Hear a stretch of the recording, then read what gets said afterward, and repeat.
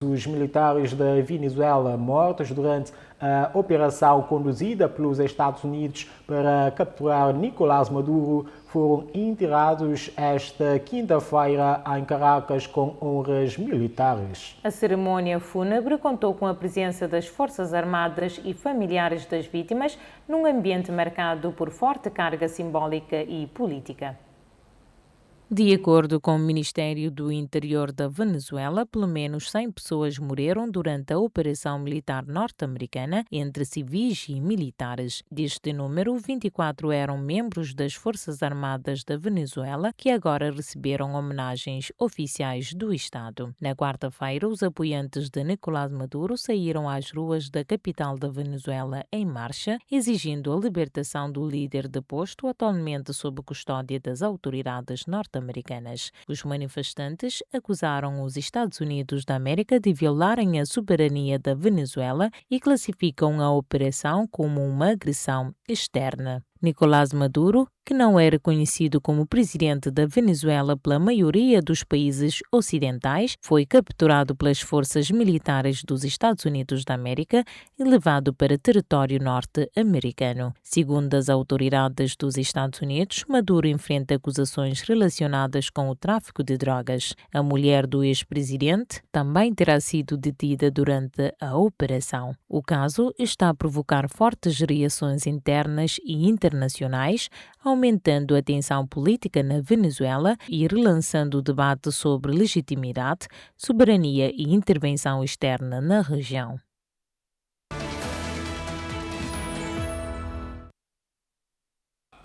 E no giro pelo mundo, uma mulher morreu após um tiroteio que envolveu agentes de imigração que realizavam operações direcionadas em Minneapolis, nos Estados Unidos da América. Um comunicado do Departamento de Segurança Interna indicou que agitadores violentos usaram um veículo como arma e tentaram atropelar os agentes em um ato de terrorismo interno. Um agente do ICE, temendo por sua vida, pela vida de seus colegas policiais e pela segurança do público, disparou em legítima defesa, afirmou o comunicado. A CNN havia informado anteriormente que houve um tiroteio com participação de forças federais próximo à Avenida Portland, segundo o comunicado da cidade de Minneapolis, no X, e pediu que as pessoas evitassem a área. A chefe da polícia de Minneapolis chegou ao local do tiroteio pouco depois de receber a chamada, segundo disse durante uma coletiva de imprensa à tarde. O prefeito de Minneapolis havia solicitado no X que os agentes federais de imigração deixassem a cidade. A presença de agentes federais de imigração está causando caos em nossa cidade, escreveu, exigindo que o ICE saia da cidade imediatamente, assegurando que apoiam firmemente as comunidades de imigrantes e refugiados. A afirmação do Departamento de Segurança Interna de que o tiroteio contra uma mulher de 37 anos em Minneapolis foi em legítima defesa é uma estupidez, disse o prefeito Jacob Frey durante a coletiva de imprensa. Um homem de 68 anos morreu na quarta-feira em Tavira depois de ter estado mais de uma hora a aguardar por meios de socorro. E a terceira morte no espaço de 48 horas devido à demora. Fonte da família que confirmou a notícia à agência Lusa, a vítima sentiu-se mal ao final da tarde de quarta-feira depois de ter ido à farmácia e consumido um xarope. De acordo com a informação recolhida pela Lusa, a primeira chamada para o 112 terá sido feita pelas 18 horas e 7 minutos, seguida de uma segunda chamada de socorro a questionar a demora dos meios. A vítima foi inicialmente classificada como prioridade 2, resposta em 18 minutos, passando a prioridade 1, resposta imediata, a quando da terceira chamada dos familiares, que aconteceu pelas 18 horas e 47 minutos, informando que o homem já estava em paragem cardiorrespiratória. Este caso acontece depois de, na terça-feira, um homem de 78 anos ter morrido no Seixal depois de ter estado quase 3 horas à espera de socorro, e de uma idosa que morreu esta quarta-feira na Quinta do Conde, em Sesimbra, depois de ter esperado cerca de 40 minutos por uma ambulância quando se encontrava em paragem cardiorrespiratória. Agricultores franceses iniciaram um bloqueio antes do amanhecer nesta quinta-feira nas estradas que levam a Paris e em vários pontos turísticos da cidade, em protesto contra o acordo comercial que a União Europeia espera assinar em breve com o Mercosul, bem como contra outras queixas locais. Agricultores de vários sindicatos convocaram os protestos em Paris em meio a temores de que o acordo de livre comércio planeado com o bloco de países da América do Sul inundará a União Europeia com importações de alimentos baratos e em indignação com a forma como o governo está lidando com uma doença que afeta o gado. Os agricultores romperam as barreiras policiais para entrar na cidade, dirigindo pela Avenida Champs-Élysées e bloqueando a estrada ao redor do monumento Arco do Triunfo, enquanto a polícia os cercava.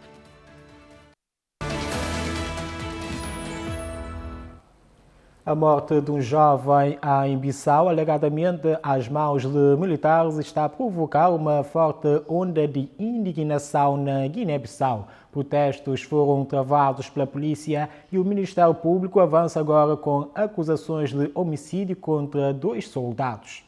A Guiné-Bissau vive momentos de grande tensão social após a morte de um jovem trabalhador do transporte semi-urbano, conhecido como Toca-Toca. Luís, controlador de entradas de passageiros, terá sido violentamente espancado por 2 militares, acabando por morrer devido à gravidade das agressões. O caso gerou revolta em vários bairros da capital de Bissau e também entre os guineenses na diáspora, que multiplicam mensagens de indignação nas redes sociais. Nesta quarta-feira, colegas, familiares e moradores da zona onde o jovem trabalhava saíram às ruas para exigir justiça. A manifestação, no entanto, foi interrompida pela polícia, numa altura em que os protestos continuam proibidos pelo alto comando militar, que assumiu o poder após a interrupção do processo eleitoral em novembro. Os manifestantes recusaram dispersar, afirmando que se protestavam pacificamente pela morte do jovem. As forças policiais recorreram à força para dispersar a multidão, composta sobretudo por jovens e mulheres, usando gás lacrimogénico e, segundo testemunhas, disparos com balas reais. Várias pessoas foram detidas e levadas para a 2ª Esquadra de Bissau, acusadas de desacato. Entretanto, o Ministério Público anunciou ter solicitado a prisão preventiva dos 2 militares suspeitos. Ambos estão indiciados pelo crime de homicídio e poderão enfrentar uma pena de prisão não inferior a 16 anos, caso o pedido seja aceito pelo juiz de instrução criminal. O caso promete continuar a marcar a atualidade política e social do país. O Parlamento português vai ouvir o Ministro dos Negócios Estrangeiros sobre a polêmica classificação como voo de Estado de uma viagem em que foram apreendidos cerca de 5 milhões de euros transportados pela esposa de Umaro Sissoko Embalo. A audição está marcada para o próximo dia 20 de janeiro e foi solicitada pelo Partido Socialista. A iniciativa do Partido Socialista foi aprovada na Comissão de Negócios Estrangeiros e Comunidades Portuguesas, com votos favoráveis do PS, Chega e Iniciativa Liberal e votos contra do PSD. Em causa está um voo realizado a 14 de dezembro, no qual viajavam a esposa de Umaro Sissoko Embalo, uma irmã e o chefe de protocolo, tendo as autoridades apreendido 5 milhões de euros em dinheiro. Os passageiros foram constituídos arguidos por suspeitas de contrabando e branqueamento de capitais, aguardando o processo em liberdade. O Ministério dos Negócios Estrangeiros justificou à agência Lusa que o voo foi classificado como voo de Estado pela pela passageira ser cônjuge de um chefe de Estado, beneficiando segundo o protocolo do mesmo tratamento oficial. No entanto, o PS contesta esta interpretação, sublinhando que o conceito de voo de Estado se aplica a deslocações oficiais de titulares de cargos em funções conhecidas internacionalmente. Os socialistas lembram ainda que Sissoko Embaló foi deposto na sequência de um golpe de Estado ocorrido a 26 de novembro, antes da divulgação dos resultados eleitorais na Guiné-Bissau, situação que não é reconhecida pela comunidade internacional e que agrava a controvérsia em torno deste caso. Os Estados Unidos deram um passo histórico no afastamento da cooperação internacional. O presidente norte-americano Donald Trump assinou uma ordem executiva que suspende a participação do país em 66 organizações internacionais, incluindo o Tratado Climático das Nações Unidas.